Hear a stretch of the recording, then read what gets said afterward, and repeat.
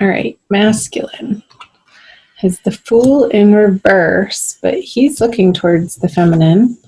And the Knight of Cups is looking the other way. So I feel like the masculine energy, Capricorn, is going towards the feminine to revisit something. Mercury is retrograde. I'm not surprised that he's in reverse, looking towards the feminine. However, I don't feel like the feminine is receptive to his energies and his approach, what he has to say, what he has to offer for the start of April. I feel like the feminine energy is looking out to other prospects, like keeping her options open. She's not saying no to him. I feel like she has one ear turned to listen, like, oh, okay, the masculine's trying to communicate something here. What does he have to say? But not taking it, she's taking it with a grain of salt, essentially, and really not, like, her armor's on. She's not letting it sink into her heart center, but she's considering it. The horse is sort of looking in that direction too, like, who's behind me over there? I feel like the masculine is a little bit regretful. However, the way that he's approaching the feminine isn't quite in the way that she would want him to be, for her to completely turn this horse around and start running back into his direction. So let's see what's in his subconscious energies. The Hermit in reverse. Let's see hers. The Ten of Pentacles. So yeah, this is what the feminine wants to create and have and manifest and be living in, this full, abundant, glorious, sharing, family, fun atmosphere. And so this is operating in her subconscious of why she's turning around, because he's coming with this information, like he's done this internal work and ready to present it to her. I want to make sure you can see that. And it's like the time for that isn't quite over, masculine. The Hermit card in reverse in your subconscious is like, yes, you've made progress. Yes, you've done some inner work. But with it in reverse, it's almost like not quite in the ways that have stuck, like in your everyday habits and patterns. Let's see what's going on in the conscious mind. Interesting. Virgo masculine just got that in his subconscious. So you might want to cross-watch the Virgo reading, Capricorn. This is the Matriarch card. Here's my deck from the Smith-Waite Centennial Edition tarot deck that I'm using. And it's an additional artwork piece that is the Matriarch card. So I'm getting that the masculine wants to be taken care of by the feminine. And let's see what she has in her conscious. Yeah, she's not having it. There's still some disagreements, and you guys are not seeing eye to eye in your communications. It's like he's coming at her from this old paradigm of wanting the feminine to fulfill this role for him. And she has such a bigger vision than that. That's beyond this motherly figure. This is part of it. This energy is definitely part of what she wants to create with her masculine, but it's not the end all be all. And I feel like that's what he's coming back around to the feminine for, is some nurturing and some mothering that maybe he didn't get in his formative years. So there's a little bit of an unhealthy reliance looking towards the feminine to fulfill that for him. Let's see I'm going to move on. What he's bringing is the Eight of Pentacles. Yeah, it's like, it's not been his joy to work on this for him with the Eight of Pentacles in reverse. With it upright, this guy is having a good old time. Like, there's music playing in the background. He can work at his own pace. The sun is shining. It's not raining on him. The wind isn't blowing. It's a calm, steady, labored effect. But with it in reverse, what he's bringing to the feminine is, it's like this resistance to doing his inner work is what's blocking him from getting through this card. Like, his old ideas still need to be transformed at a very basic transcendental level.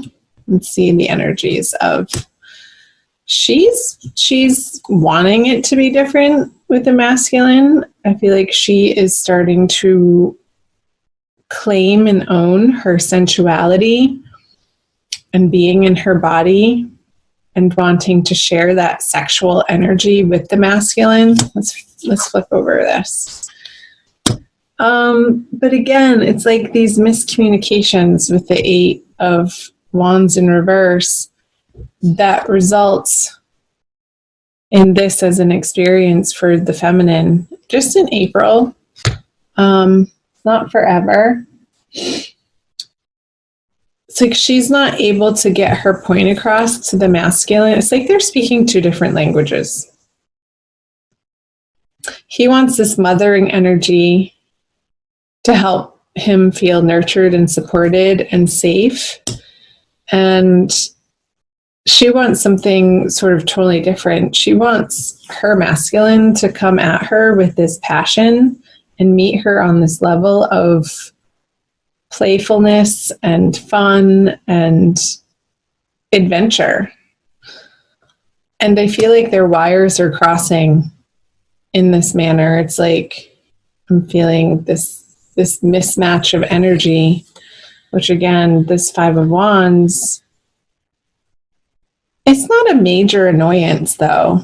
I mean, she's still holding her cup here, feminine. So she's really not, I mean, there's a little bit of an effort on her part, but once she sees that it's met with this resistance from the masculine, she's not, I don't feel like she's pushing forward. It's almost like it's this push-pull energy. Like parts of her wants to have it out with the masculine in this passionate encounter. And it's like this, I'm getting the sense that these arguments and these miscommunications and these frustrations to do with the masculine on the feminine side are like traditionally or in the past would have led to a sexual encounter, like that friction of being a little bit mad at each other, and then you kiss and make up and have great makeup sex, that type of thing. But that's not happening in April. It's just the energy isn't set up for it. So that's fine. Go explore your other options, feminine. Do what makes you feel happy in April. Surround yourself with high vibe, positive people who encourage you to not squash this dream that you have, this vision, this idealism that you're shooting for the stars, and that's okay. Like, hope in your heart, in the present. I was reading about hope actually this morning, and I was wondering if it was an emotion or not. And in fact, the jury says, most of the psychological journals say, no, it's not an emotion. It's more of a cognitive way of being and informing your current state of mind, which can affect your behaviors of how you act in the present moment. So keep hope for this vision for yourself, this abundance, this comfort, this overflowing prosperity that you will one day create with your masculine. So, because that's going to only elevate you in your experience of what you're capable of right now. And that's the most important, of your experience right now and what you're holding in your heart, how you regard yourself from moment to moment, the internal conversations that you have with yourself. And just let the masculine over here cycle back through to, and I feel he is going to, towards the end of the month, go on this inward journey again. All in due time. You can't force him to. Period. Let's pull an additional card for you. Oh, I don't know. I think this one. The Rumi Oracle by Alana Fairchild. It's a little glary. For an additional message for my dear Capricorns. Thank you for watching. Like and share and comment below. Again, find me on Instagram and Facebook. Follow me over there. Join the Ananda tribe. Ooh la la. From nothing to everything. Number 16. I will read you the poem. Let's see how much time we have. But we're good. Okay. Oh, my friend, if you're longing to be written on, become a blank page. Rumi. Have you been shedding your skins, your layers, your certainties? Gone are fixed identities and definite opinions. Keep casting those shackles aside, even if you fear you're releasing too much, and then perhaps you shall cease to exist. You shall only cease to exist as you have known yourself to be thus far. Another emanation of you awaits, blazing angel, something more beautiful and true. Yet here you are at the pruning stage, like a gardener for the soul. Shall the garden spring back to life, or will the enthusiastic denuding process be rather too much and unintentionally kill off the garden altogether? Fear not. Your soul is made of hardy stuff. It can handle a lot of culling and will shine even brighter for it. There is a greater story to be impressed upon your essence than the one you are currently dreaming up. Though you are brilliant, no doubt about it, my angel of love, there is one who is even more so. The imagination of this great writer is beyond our comprehension. The stories that pour forth from that cosmic poet in every moment are so rich, they inspire the creation of art and music. One such story is especially created for you. Yes, you. With a starring role in all the best supporting cast. You shall gasp in wonder, awe, glee, and delight when you hear it. It is a great romance, a great adventure, with an ending truly spectacular and divine. Would you wish to hear it? Become attentive now. Put your own tales aside, as dramatic as they may seem right now, and prepare to be entranced by the greater storyteller, the living poet of love, as you are entranced in a tale of your unfolding divine destiny. Wow. So the whole time, Capricorn, I wanted to pick this card up, the unconscious, those stories that we tell ourselves of what we dream of and how things should be. Alana was channeling this message of it's going to be greater than your greatest imagination.